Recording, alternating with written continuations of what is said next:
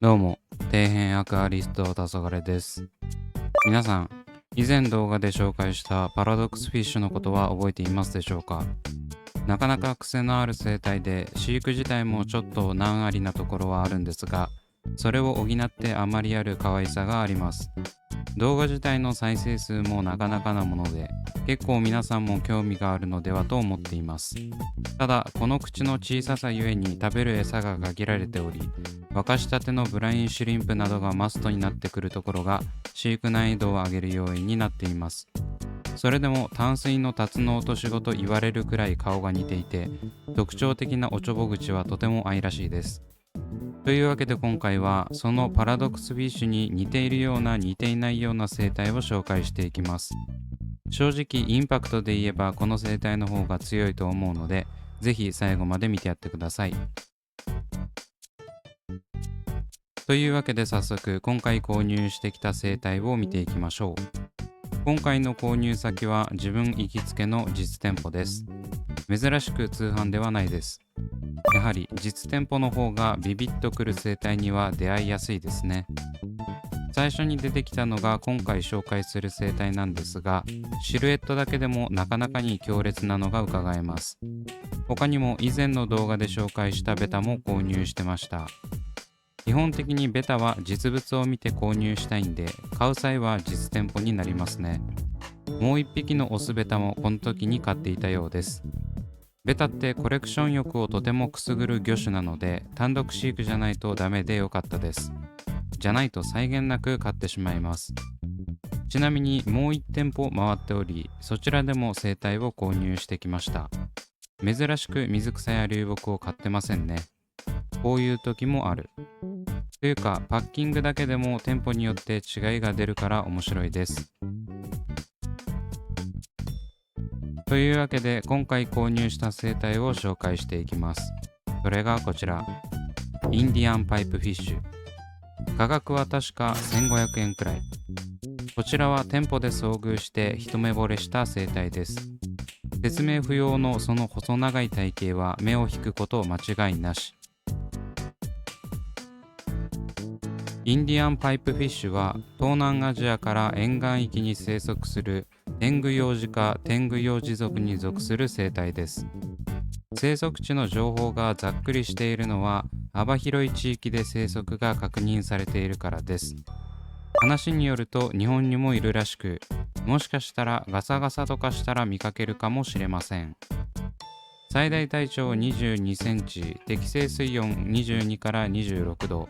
適正水質中性から弱アルカリ性、餌はほぼ生き餌のみです。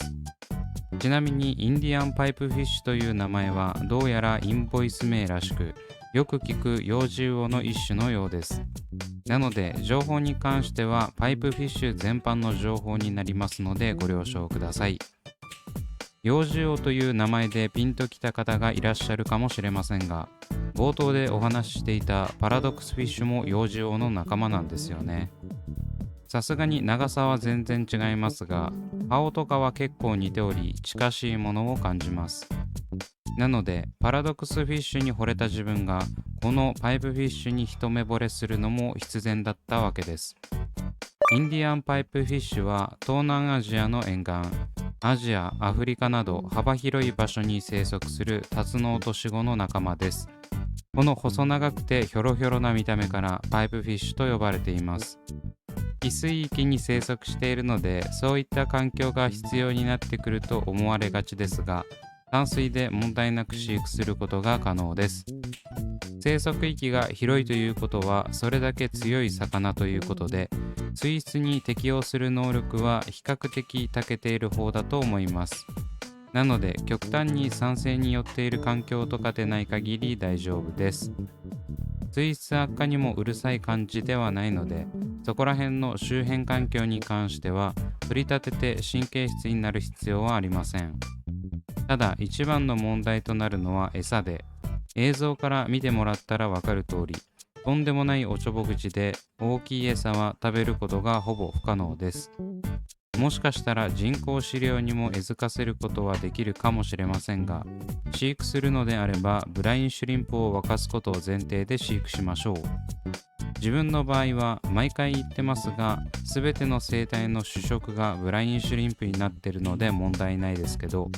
この生態のためだけにブラインシュリンプを沸かさないといけないとなると若干手間に感じるかもしれません。またサイズが最大で20センチを超えるので、小型の水槽では飼育しない方がいいかもしれません。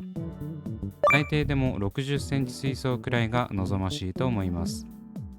ちなみに現在お見せしている個体は13センチのプラケちょうどの長さなので結構長いです。正直こういった2桁センチの生態って飼育下での環境では巷で言われている最大体重に届くことってめったにないと思っています。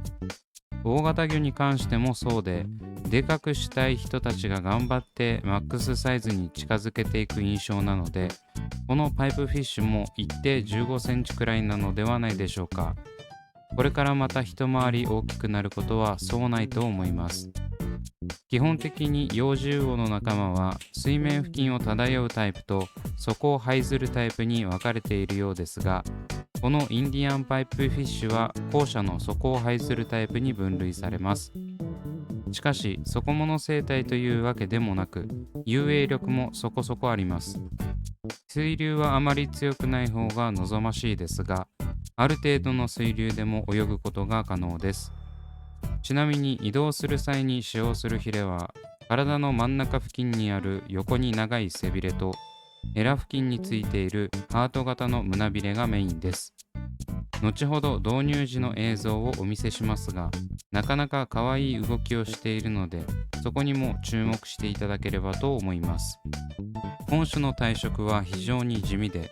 口から尻尾までを通る茶色っぽいラインが一番目立った特徴で、熱帯魚特有のキラキラ光るラメ感はあまりありません。若干エラ部分がエメラルドっぽい気がしないでもないですが、動いている状態だと多分わからないです。ただパイプフィッシュすべてが地味というわけではなく、レッドラインパイプフィッシュという種類に関しては頭部から体側にかけて赤いラインが浮き出ている種類もいます。個人的にはゴールデンデルモゲニーに似すぎててあまりそそられません。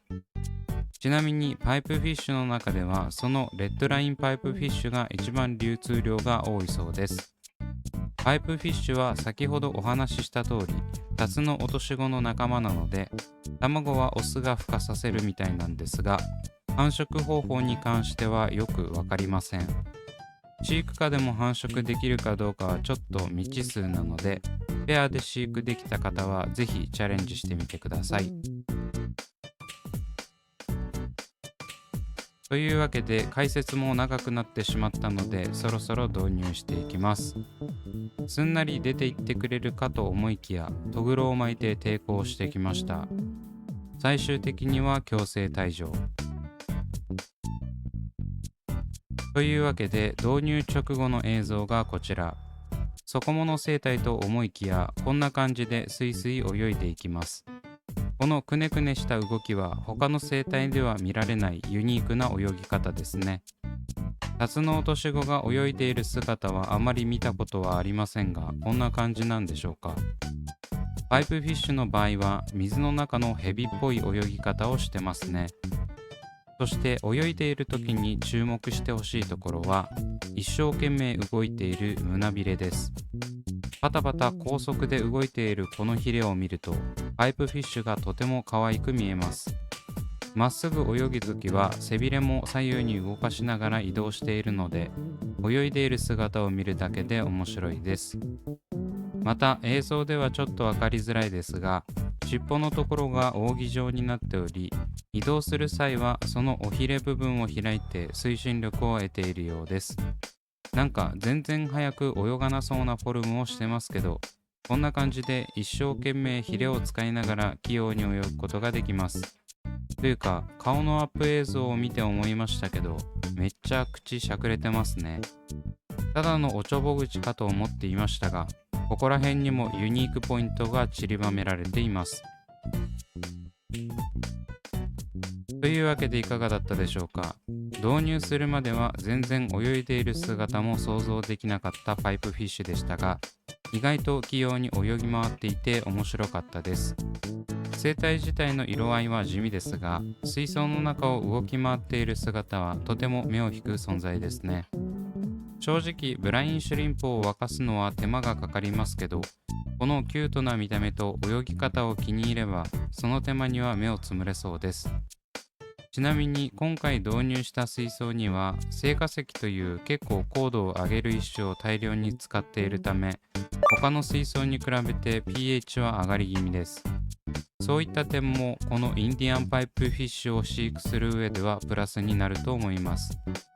最近はエリオカウロンソーシャルフェザーダスターの隙間に隠れて過ごしているところもよく見かけるので、だいぶ慣れてきてくれたようです。細長い姿を生かしていろんなところに入り込めそうで、この生態を導入することを前提でレイアウトするなら、隠れ家のようなポイントを作っておくとそこに入っている姿が拝めるかもしれません。そんな感じでパイプフィッシュ専用レイアウトなんかもいつかしてみたいですね。個人的にはこういったユニークな生態は大好きなので、今後も面白い生態がいれば導入していきたいと思います。正直このパイプフィッシュは流通が安定してないイメージがあるので、興味のある方は見かけたらぜひ飼育してみてください。というわけで今回はここまで。Twitter と Instagram もやっておりますので、そちらを見ていただけると嬉しいです。チャンネル登録とかしていただけるとそれではご視聴ありがとうございました。